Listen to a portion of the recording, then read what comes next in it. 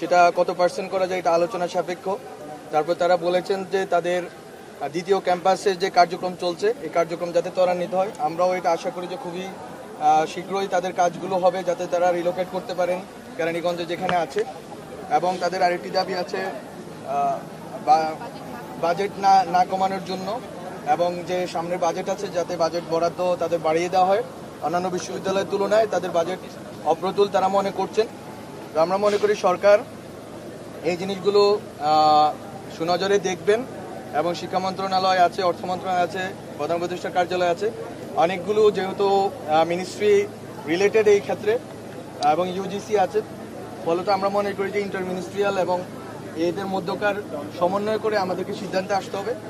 তারা বলার চেষ্টা করেছেন যে প্রধান উপদেষ্টার সাথে তারা দেখা করতে চান। আশা করি আমাদের এখানে প্রধান উপদেষ্টার এপিএস আছেন, আমরা আশা করি যে দ্রুতই প্রধান উপদেষ্টার সাথে জগন্নাথ বিশ্ববিদ্যালয়ের প্রশাসন এবং স্টেক হোল্ডারদের সাথে বসার সম্ভাবনা তৈরি হবে এবং দ্রুতই এই সমস্যার সমাধান হবে। আমি শুধু দুঃখ জানাতে চাই যে এরা আমাদের সাথে আন্দোলন করেছেন, কিন্তু আমি মনে করি যে যারা আন্দোলন করেছেন জুলাইয়ের গণ অভ্যুত্থানে তারা আমার উপর হামলা করেনি, হামলা করেছে যারা এই আন্দোলনের নামে স্যাবোটেজ করতে চেয়েছেন। প্রথম থেকে কথা ছিল গতকালকে রাত্রে আজকে আমার সাথে তাদের মিটিং হবে, সেই মিটিং তারা করেননি।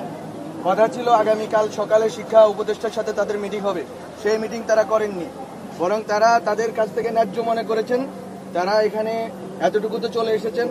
আমরা শুধু এতটুকু বলতে চাই, আজকে থেকে যমুনা চল জল যাই যমুনায় চল চল যাই যমুনায় যাই, এই রাজনীতি এই মুভমেন্ট আমরা আর হতে দিব না।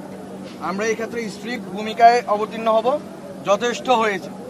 এবং যদি শিক্ষার্থীদের ভিতরে যারা এই কর্মকাণ্ড করেছেন তারা অনেক বড় ভুল করেছেন, তারা আমি মনে করি যে তাদের ভিতরে যারা স্যাবোটেজ করার অভিপ্রায় এখানে এসেছেন, শিক্ষার্থীদের উচিত তাদেরকে আলাদা করে রাখা এবং তাদেরকে চিহ্নিত করা, তাদেরকে শাস্তির আওতায় আনার ক্ষেত্রে সরকারকে প্রশাসনকে সহযোগিতা করা। কারণ একটি যদি সঠিক দাবি হয়ে থাকে, এই দাবিটার ন্যায্যতা আমরা অস্বীকার করছি না, কিন্তু আপনাদের দাবি এবং আপনাদের উপরে আজকে যে পুলিশের যেই অবস্থান, এই অবস্থানকে আপনারা ন্যায্যতা দিলেন আপনাদের অপকর্মের মাধ্যমে, এটা আপনাদের করা উচিত হয়নি। আমি মনে করি যে আপনারা সহনশীল। এবং একটি আমার সাথে যেটা হয়েছে আজকে, আমি এখানে আসার পরে একটি অংশ যাদেরকে আমি মনে করি স্যাবোটুর, যারা স্যাবোটেজ করার জন্য বিভিন্ন আন্দোলনে ঢুকে, আমি শুধু তাদের নাম আজ উল্লেখ করব না, মিডিয়ার দায়িত্ব, প্রশাসনের দায়িত্ব তাদের এবং তাদের রাজনৈতিক সংশ্লিষ্টতা খুঁজে বের করা, আমি বলবো না। আপনারা খুঁজে বের করুন, দেখবেন একটি গ্রুপকে পাওয়া যাবে এবং তাদের যেই নির্দিষ্টভাবে একজন ব্যক্তির প্রতি যে হিংসা গত 8 মাস ধরে রয়েছে এবং তাদের যেই হিংস্রতা অনলাইনে দেখা যায়, তারা আজকে এখানে এটা করেছেন। আমি জানি না, আমি শুধু আমার সন্দেহ জানিয়ে রাখলাম। প্রশাসনের দায়িত্ব, মিডিয়ার দায়িত্ব এটাকে খুঁজে বের করা এবং এখানে বিভিন্ন আন্দোলনে যারা স্যাবোটেজ করবেন তাদের ব্যাপারে সাধারণ ছাত্রদেরকে বলতে চাই, স্যাবোটেজকারীদেরকে আলাদা করেন। আপনাদের ন্যায্য দাবি সরকার শুনতে রাজি। আমি গতকালকে রাত্রেও মিটিংয়ের জন্য রাজি ছিলাম। আজকে রাত্রে আমার সাথে 9টায় মিটিং হওয়ার কথা ছিল, আগামীকাল সকালে মিটিং হওয়ার কথা ছিল। কিভাবে হুট করে এই মিছিলটা সেই পুরান ঢাকা থেকে কাকরাইল পর্যন্ত এসে পৌঁছেছে আমরা জানি না। আমি আইন শৃঙ্খলা বাহিনীকে বলতে চাই যে শিক্ষক এবং শিক্ষার্থীরা যখন আন্দোলন করবেন আপনারা অবশ্যই তাদের সাথে প্রথমে ডায়ালগ করার চেষ্টা করবেন, প্রথমে সংলাপের চেষ্টা করবেন, প্রথমে কোনোভাবে ফোর্স ইউজ করবেন না। এটা আমাদের একটা ট্রমা, আমরা যারা অভ্যুত্থানে অংশ নিয়েছি।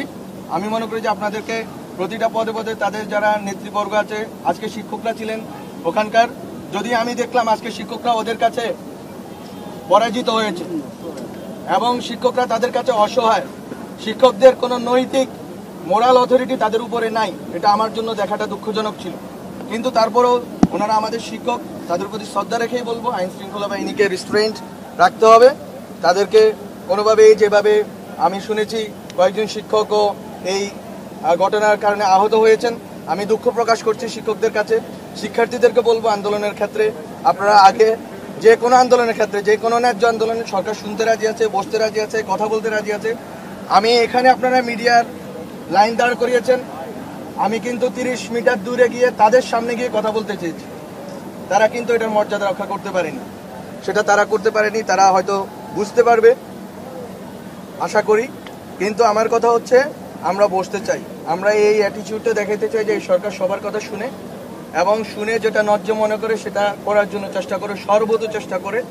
এবং আপনাদের যে কোনো আন্দোলন দাবি এক্ষেত্রে আইন শৃঙ্খলা বাহিনীকে রেস্ট্রেন্ট রাখতে হবে এবং যারা দাবি দেওয়া আদায়ের জন্য নামবেন তাদেরকে শুরুতেই শাহবাগে, কাকরাইলে, যমুনায় নেমে না পড়ে চেষ্টা করবেন যে অথরিটি আছে তাদের সাথে আগে কথা বলার জন্য।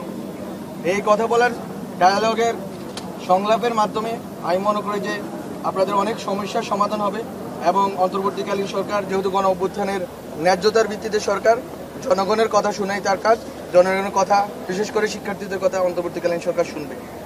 তো এই ছিল আমার পক্ষ থেকে, আপনাদের যদি কোনো প্রশ্ন থাকে নিব, বাট আমার পক্ষ থেকে কথা শেষ। জগন্নাথ বিশ্ববিদ্যালয়ের আবাসন সংকট সমাধানের জন্য আমরা ডক্টর মোহাম্মদ ইউনূস আজকে এই ব্যাপারে অবগত হয়েছেন, যেটা আমাদের জগন্নাথ বিশ্ববিদ্যালয়ের ভাইস চ্যান্সেলর মহোদয় বলেছেন এবং অন্যান্য শিক্ষা মন্ত্রণালয়ের যে রিলেভেন্ট মিনিস্ট্রিগুলো রয়েছে তারাও অবগত আছেন। আশা করি খুব দ্রুতই তাদের সংকট দূরীভূত হবে, বিশেষ করে বাজেটের ক্ষেত্রে। আর যেটা তাদের আবাসনের ক্ষেত্রে যেটা সেকেন্ড ক্যাম্পাস করার যে চেষ্টা আছে, সেই চেষ্টাটা আমরা মনে করি যে ত্বরান্বিত করার জন্য আমরা কিভাবে ব্যবস্থা নিতে পারি, আমরা স্টেক হোল্ডারদের সাথে বসবো। তো এই হচ্ছে আমার দিক থেকে, ধন্যবাদ আপনাদেরকে। আজকে পুলিশ জগন্নাথ বিশ্ববিদ্যালয়ের শিক্ষার্থীদের উপর হামলা চালিয়েছে বলে শিক্ষার্থীদের দাবি, তারা নতুন করে আরেকটি দফা যুক্ত করেছে যে ওই পুলিশ সদস্য বা অফিসার যারা ছিলেন তাদেরকে শাস্তির আওতায় আনতে হবে। এই বিষয়ে কোনো আলোচনা হয়েছে? না, আমরা বলেছি যে পুলিশ সদস্যদের ভিতরে যারা, আমি তো ওই কথা বলতে গেলাম, তারা হামলা করলো এবং তারা হামলা করলে করে তাদের উপর হামলার ন্যায্যতা দিল। তারা যদি একজন সিটিং মিনিস্টারের উপর হামলা করতে পারে, তারা পুলিশের উপর কি করেছে এটা আমি বলতে চাই না।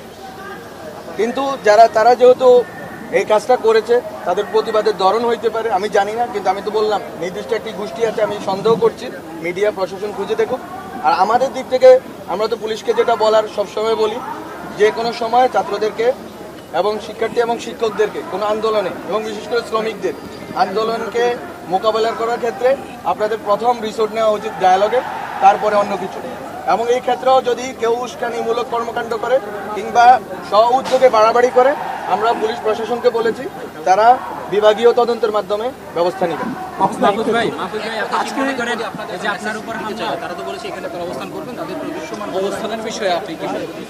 তারা করতে পারবেন না, আমরা স্পষ্ট একটা রোডম্যাপ দিয়ে দিয়েছি। আজকে প্রফেসর ইউনূস বাইরে আছেন, উনি আসবেন, উনি বিসি মহোদয়ের সাথে বসবেন। দ্বিতীয় কথা হচ্ছে বাজেট পাস হবে, বাজেটে তাদের অ্যালোকেশন যাতে বাড়ে সেটার জন্য আমরা চেষ্টা করব যাতে আবাসন সংকট কমে। এখন এটা 1-2 দিনের বিষয় না, এটা যেহেতু অনেকগুলো মিনিস্ট্রি জড়িত, আমাদেরকে বারবার বসতে হবে, সমাধান খুঁজতে হবে। কিন্তু প্রফেসর ইউনূস স্যারের সাথে যে বসার ব্যাপারে তারা যে কথা বলেছেন যে তাদের যৌক্তিক দাবিটা উত্থাপনের ব্যাপারে, এটা তারা করবে আশা করি। তো এটার করার সুযোগ তারা পাবেন, যেটা আইপিএস সাহেব বললেন। তো আমি মনে করি এতটুকুই আমাদের দিক থেকে।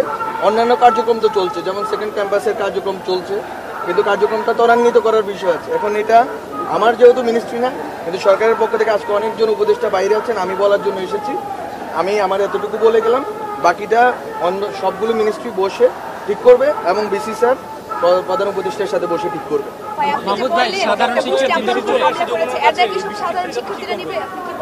না, সাধারণ শিক্ষার্থীদেরকে আমি বলবো তাদের থেকে দূরে থাকার জন্য। আপনি কি মনে করেন আপনার উপর হামলার মাধ্যমে সাধারণ শিক্ষার্থীদের উপর পুলিশি হামলার কাফারা হয়েছে? না, আমি এটা মনে করি না।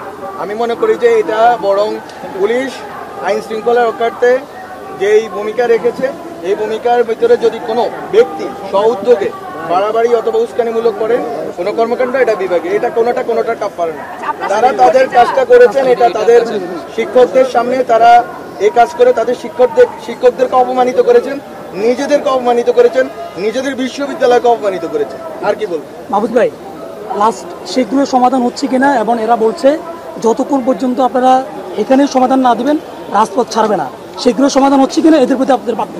আমার বার্তা হচ্ছে সমাধান তো হবে। সমাধান দেওয়ার জন্য আমি রোডম্যাপ দিলাম যে 2টা মিটিং, একটা হচ্ছে ইন্টার মিনিস্ট্রিয়াল মিটিং হবে বিশ্ববিদ্যালয় প্রশাসনের সাথে রিলেভেন্ট মিনিস্ট্রিগুলোর, আর এটা হচ্ছে প্রধান উপদেষ্টার সাথে মিটিং হবে। এই রিলেভেন্ট মিনিস্ট্রি এবং ইউজিসি, আমি একটু আপনাকে মনে করি এটা হইলে আমি মনে করি যে একটা এই রোডম্যাপ অনুযায়ী চললে আশা করি একটা সমাধান হয়ে যাবে। সাবেক তথ্য উপদেষ্টা নাহিদ ইসলাম এরকম একটা আশ্বাস দিয়েছিলেন, তারা যদি রাজপথ না ছাড়ে আমি মনে করি যে এটা তাদের জন্য এক ধরনের ভবিষ্যৎকারিতা হবে। আমাদের উচিত হচ্ছে যে আন্দোলন দাবিটা তো আমাদের কানে পৌঁছানো উচিত ছিল। আমরা তো এটা বললাম, আমরা কগনিজেন্সে নিলাম এবং প্রধান উপদেষ্টা এই বিষয়ে অবগত আছে, এই বিষয়টা দ্রুত সলভ হবে। আপনি তো বললেন যদি আজকে দাবি আদায় করে দেন, বাজেট তো পাস হবে জুলাই মাসে, আমি কি আজকে তার বাজেট বাড়িয়ে দেবো? পারবো না। মাহফুজ ভাই সাবেক সংকটে তো আমি আজকে পারবো না, রাজপথে দাঁড়াতে পারবো না, আমাকে এটা খুব প্রসেস যেতে হবে। মাহফুজ ভাই সাবেক আহ্বানটা হচ্ছে তারা যেন মন্ত্রী শান্তিতে তাদের ক্যাম্পাসে ফেরত যান। সাবেক উপদেষ্টা নাহিদ ইসলাম